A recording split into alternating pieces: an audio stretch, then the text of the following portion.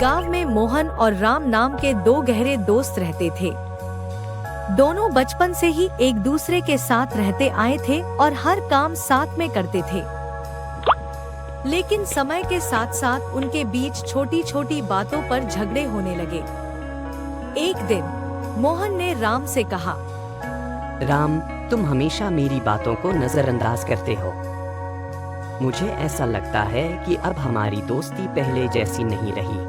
ऐसा नहीं है मोहन, मुझे भी लगता है कि तुम मेरी बातों को ठीक से नहीं सुनते। हम दोनों के बीच गलतफहमियां बढ़ती जा रही हैं। उन्होंने महसूस किया कि अब उनके बीच की दोस्ती कमजोर हो गई है। इसलिए उन्होंने तय किया कि वे कुछ समय एक दूसरे से दूर रहकर अपनी गलतफहमियों को सुलझाएंगे। कुछ दिन बीत गए। दोनों एक दूसरे से बात नहीं कर रहे थे। एक दिन गांव के पास के जंगल में एक भालू घुस आया। पूरे गांव में हड़कंप मच गया। मोहन और राम दोनों उसी जंगल के पास से गुजर रहे थे जब उन्हें अचानक भालू दिखाई दिया। राम, ये भालू हमारी ओर आ रहा है। हमें कुछ करना चाहिए। अगर हम इधर उधर भागे तो भालू हमें पकड़ लेगा। मोहन ने जल्दी से पास के एक पेड़ पर चढ़ने की कोशिश की। राम ने देखा कि अब उसके पास कोई और विकल्प नहीं है, तो वह जमीन पर लेट गया और सांस रोककर मृत होने का नाटक करने लगा। भालू पास आया, राम को सूंघा लेकिन उसे मरा समझकर छोड़ दिया और वहां से चला गया।